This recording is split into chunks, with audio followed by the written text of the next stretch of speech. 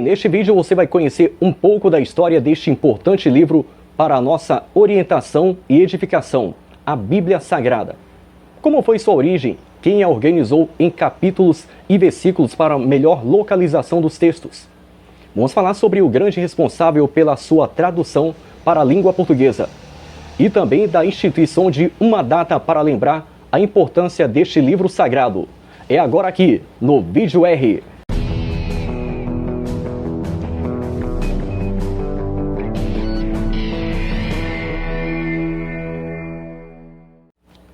Ela foi escrita em aproximadamente 1500 anos por pessoas diferentes e 3 idiomas diferentes, reunindo diversos livros.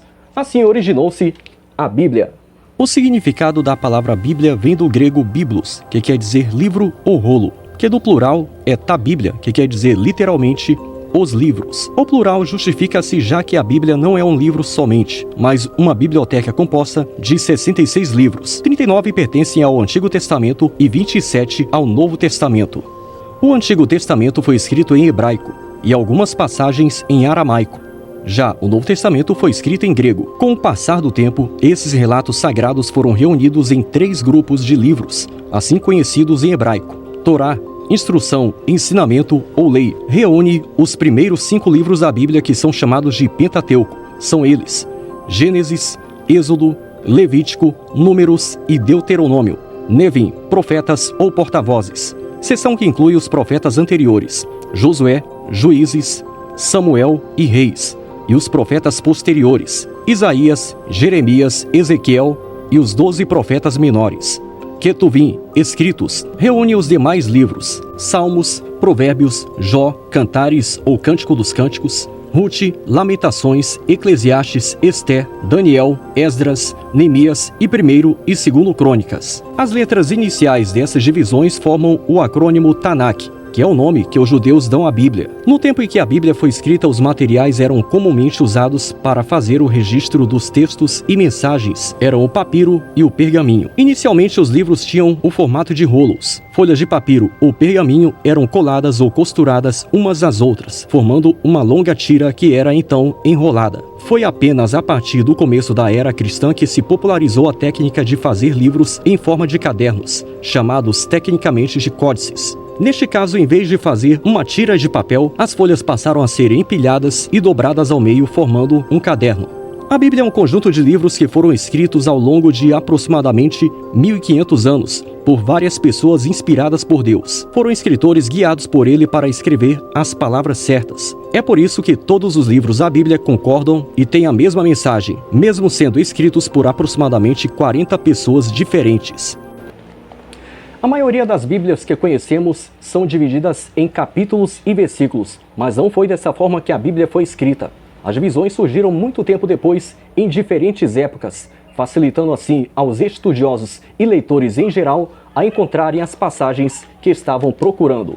As divisões em capítulos surgiram por volta de 1227, quando o arcebispo da Cantuária, na Inglaterra, Stephen Langton, que havia sido chanceler da Universidade de Paris, na França, as introduziu na Bíblia Latina, traduzida por Jerônimo no século IV. Essa divisão em capítulos, desenvolvida por Stephen Langton, constitui-se uma importante ferramenta para o estudo da Bíblia, facilitando a consulta de passagens e a referência entre os textos bíblicos. Dentro de algumas décadas, os capítulos foram divididos, mas por letras ao invés de números de versículos. Provavelmente, o mesmo estudioso que desenvolveu a primeira concordância bíblica que se tem conhecimento foi Hugo de Sancher, na França, subdividindo a maioria dos capítulos em 7 partes, indo da letra A até a letra G. Capítulos curtos, como alguns salmos, não precisavam de todas essas 7 letras. Já a inclusão de versículos se deu séculos depois. O italiano Santi Panini foi o primeiro a tentar organizar a Bíblia em versículos numerados em 1527. Os versículos numerados surgiram em torno de 1440, quando o rabino judeu francês Isaac Natan os adicionou à Bíblia hebraica para que ele pudesse produzir uma concordância para essa Bíblia. As divisões em versículos da Bíblia que temos hoje foram introduzidas por um estudioso cristão francês chamado Robert Stephanus, ou Robert Estienne, seu nome em francês. Robert Estienne foi, na sua época, um dos mais criativos impressores da Bíblia. O pai dele, Henri Estienne, havia fundado uma loja de impressão em Paris, na França, no ano de 1502. E Robert, que nasceu no ano seguinte, aprendeu a arte de impressão diretamente com ele. Robert assumiu o negócio em 1526 e publicou Bíblias completas em latim, baseadas na Vulgata de Jerônimo, em 1528, 1532 e 1540. Durante o mesmo período, Estienne publicou um dicionário do latim que rapidamente se tornou uma obra de referência. Em 1539, o rei Francis I tornou Estienne o impressor de todos os seus livros em latim e hebraico, e mais tarde também das obras em grego. Estienne preparou as primeiras edições impressas de muitos clássicos em latim e grego, incluindo a famosa edição das obras do poeta romano Virgílio. Ele também imprimiu os escritos dos primeiros autores cristãos e outras edições da Bíblia. Entretanto, algumas notas em suas Bíblias causaram agitação por causa do seu tom protestante. Sob o ataque de estudiosos católicos da Universidade de Sorbonne, em Paris, Estienne mudou-se para Genebra, na Suíça, juntando-se ao grupo de Calvino. Foi em Genebra que, em 1551, Estienne publicou um Novo Testamento que introduzia o sistema de divisão dos capítulos bíblicos com versículos numerados, que ainda é usado hoje. Em 1555, publicou a Bíblia toda dividida em capítulos e versículos.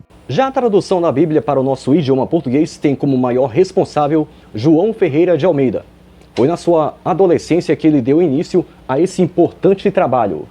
João Ferreira Anes Almeida, ou simplesmente João Ferreira de Almeida, nasceu em Torre de Tavares, em Portugal, no ano de 1628. Nascido em família católica, converteu-se ao protestantismo aos 14 anos de idade. Na infância, João enfrentou algumas dificuldades, como a morte de seus pais. Por isso foi criado pelo tio que vivia em Lisboa. Afirma-se que João teve uma excelente educação justamente porque seu tio visava a sua entrada no sacerdócio. Quando tinha 14 anos, João viajava da Batávia, atual Jakarta, na Indonésia, para Malaca, atual Malásia. Teve acesso a um livreto em espanhol de autoria de Cipriano de Valera, que falava sobre a diferença entre catolicismo e a fé reformada. Este livreto provocou um grande impacto em João e, ao chegar em Malaca, ele se converteu na Igreja Reformada Holandesa. E a partir daí, esse livreto tornou-se a sua primeira obra de tradução para o português, sob o título A Diferença da Cristandade. Nesse momento, ele reconheceu a necessidade de a Bíblia ser traduzida para o português e declarou: